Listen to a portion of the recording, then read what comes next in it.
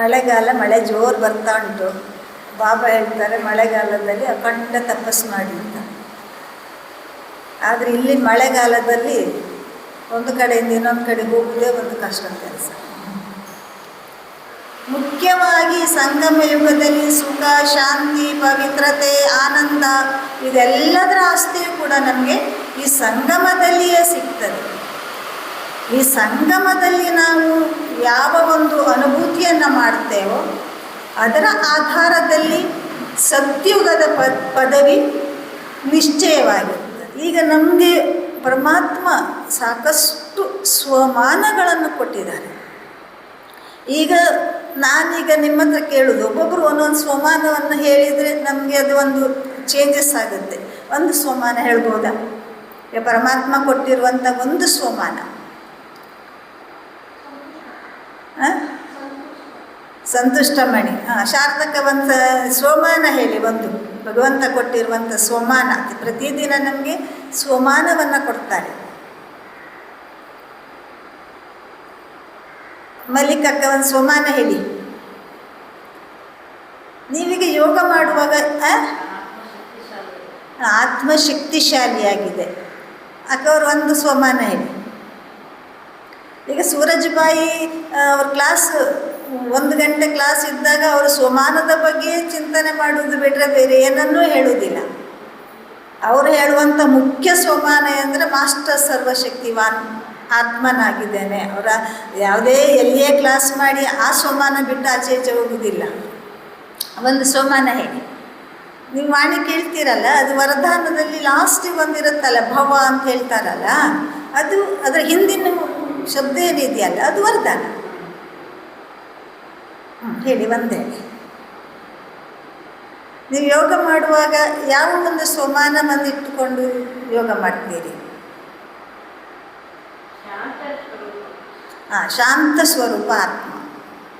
ಅದು ಆತ್ಮದ ಗುಣ. ಸ್ವಮಾನ ಅಂತಂದರೆ ಮಾಸ್ಟರ್ ಸರ್ವಶಕ್ತಿವಾನ್, ವಿಘ್ನ ವಿನಾಶಕ, ವಿಶ್ವ ಕಲ್ಯಾಣಕಾರಿ, ಅವೆಲ್ಲ ಸಂತುಷ್ಟಮಣಿ, ಪ್ರಸನ್ನ ಚಿತ್ತ, ಪೂಜ್ಯ, ಪೂರ್ವಜ, ಇವೆಲ್ಲವೂ ಕೂಡ ಸ್ವಮಾನ. ಅಂದರೆ ನಾನು ಭಾಗ್ಯವಾನ್ ಆತ್ಮ, ಇದೆಲ್ಲವೂ ಕೂಡ ಸ್ವಮಾನ.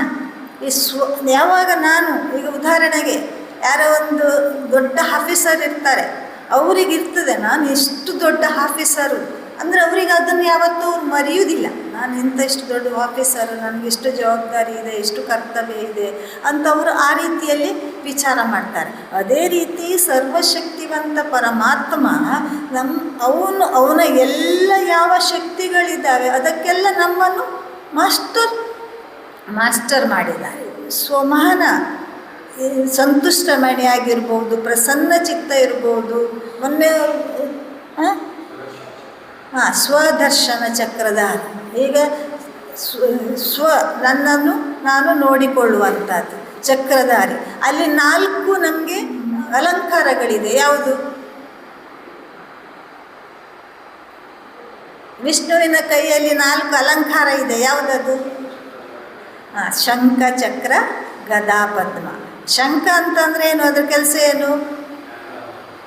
ಜ್ಞಾನವನ್ನು ಮಾಡಿ. ಅಂದರೆ ಒಂದು ಉದಾಹರಣೆ, ಶಂಖ ಚಕ್ರ.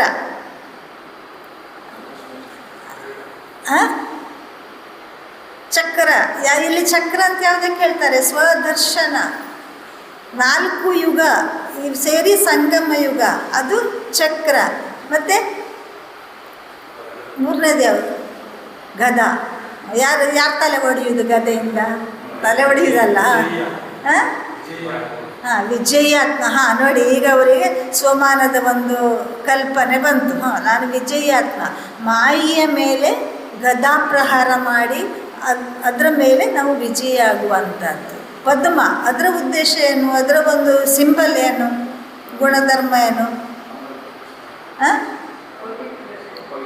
ಪವಿತ್ರತೆ. ಈಗ ಕಮಲ ಇರುವಂಥದ್ದು ಎಲ್ಲಿ? ಕೊಚ್ಚೆ ನೀರಿನಲ್ಲಿರುತ್ತೆ. ಆದರೂ ಅದೇನು ಹೇಗಿರುತ್ತೆ? ನ್ಯಾರ ಪ್ಯಾರ ಇರ್ತದೆ. ಅದಕ್ಕೊಂದು ಹಾಡಿದೆ, ಇರಬೇಕು ಇರದಿರಬೇಕು, ಇದ್ದು ಜಯಿಸಬೇಕು. ಆ ಒಂದು ತತ್ವವನ್ನು ನಮಗಿಲ್ಲಿ ಪರಮಾತ್ಮ ತಿಳಿಸ್ಕೊಡ್ತಾ ಇದ್ದಾರೆ. ನಾವು ಸಮಾಜ ಬಿಟ್ಟು, ನಮ್ಮ ಸಂಸಾರ ಬಿಟ್ಟು, ನಮ್ಮ ಒಂದು ಉದ್ಯೋಗ ವ್ಯವಹಾರ ಬಿಟ್ಟು ಎಲ್ಲಿಗೂ ಹೋಗುವಂಥದ್ದಲ್ಲ. ಇಲ್ಲಿ ಯಾವುದೇ ಸನ್ಯಾಸ ಅಂತಂದರೆ ನಾವು ನಮ್ಮ ಒಂದು ಹಿಂದಿನ ಜನ್ಮದ ಅಥವಾ ಒಂದು ಬ್ರಾಹ್ಮಣರಾಗುವ ಮೊದಲು ಏನು ನಮ್ಮ ವಿಕಾರ, ಸಂಸ್ಕಾರ, ಸ್ವಭಾವ ಇದೆ ಅದನ್ನು ತ್ಯಾಗ ಮಾಡುವುದಲ್ಲದೆ, ಸನ್ಯಾಸ ಮಾಡುವುದಲ್ಲದೆ ಮನೆ ಮಠವನ್ನು ಇಲ್ಲಿ ತ್ಯಾಗ ಮಾಡುವಂಥದ್ದಲ್ಲ. ಆ ರೀತಿ ಪದ್ಮ ಇಲ್ಲಿ ಪವಿತ್ರತೆ ಅನ್ನುವಂಥದ್ದು ತುಂಬ ಮುಖ್ಯ ಆಗಿದೆ. ಈಗ ಇಡೀ ವಿಶ್ವವನ್ನು ನಾವು ಪರಿವರ್ತನೆ ಮಾಡಬೇಕು ಅಂತಂದರೆ ಪವಿತ್ರತೆ ಒಂದು ಶಕ್ತಿಯಿಂದ ಮಾತ್ರ ಸಾಧ್ಯ, ಬೇರೆ ಯಾವುದರಿಂದಲೂ ಕೂಡ ಸಾಧ್ಯ ಇಲ್ಲ. ಅದನ್ನು ಕೂಡ ನಮ್ಗೆ ಹೇಳ್ಕೊಡ್ತಾ ಇದ್ದಾರೆ ಸುತ್ತಮುತ್ತಲಿನವರು. ಅದೇನು ಹೇಳ್ತೀರಿ, ಏನು ಹೇಳ್ತೀರಿ? ಅಣ್ಣವರು ಕೇಳಲಿಲ್ಲ ಯಾರಾದರೂ? ನಿಮ್ಮ ಪರಮಾತ್ಮ ಸಿಕ್ಕಿದ್ದಾರೆ ಅಂತೇಳಿ ತೋರಿಸಿ ಅಂತ ಕೇಳ್ತಾರೆ. ರಾಜೇಶ್ ಅಣ್ಣನನ್ನು ತುಂಬ ಜನ ಕೇಳಿರ್ಬೋದು. ಏನು ಹೇಳ್ತೀರಿ? ಏನು ಅನುಭವ ಆಗಿದೆ ಹೇಳ್ತೀರಿ? ಸುಖ ಶಾಂತಿ ಅನುಭವ ಆಗಿದೆ. ಅದು ಮುಖ್ಯವಾಗಿ ನಮಗೆ ಇಲ್ಲಿ ಸಿಗುವಂಥದ್ದು. ಈಗ ನಾವು ಅದನ್ನು ಹೇಳಿದಾಗ ಅವರಿಗೊಂದು, ಅಥವಾ ನಮ್ಮನ್ನವರು ನೋಡಿದಾಗ ನಾವು ಒಂದು ಇರುವ ಒಂದು ಚಹರೆಯಿಂದ ಕೂಡ ಅವರಿಗೆ ನಮ್ಮಲ್ಲಿ ಸುಖ ಶಾಂತಿ ಅನುಭೂತಿ ಆಗಿದೆ ಅಂತೇಳಿ ಅವರಿಗೆ ಕಂಡುಕೊಳ್ಳಿಕ್ಕೆ ಸಾಧ್ಯ ಆಗ್ತದೆ. ಈಗ ನಾವು ಪರಮಾತ್ಮನನ್ನು ಪ್ರತ್ಯಕ್ಷಪಡಿಸುವುದು ಅಂತಂದರೆ ನಮ್ಮನ್ನು ನಾವು ಪರಿವರ್ತನೆ ಮಾಡಿಕೊಳ್ಳುವುದು. ಇಲ್ಲಿ ಬೇರೆಯವರನ್ನು ಯಾರು ನಾವು ಪರಿವರ್ತನೆ ಮಾಡಿಕೊಳ್ಳುವಂಥದ್ದಲ್ಲ, ನಮ್ಮ ಸ್ವಯಂವನ್ನು ನಾವು ಪರಿವರ್ತನೆ ಮಾಡಿಕೊಳ್ಳುವಂಥದ್ದು.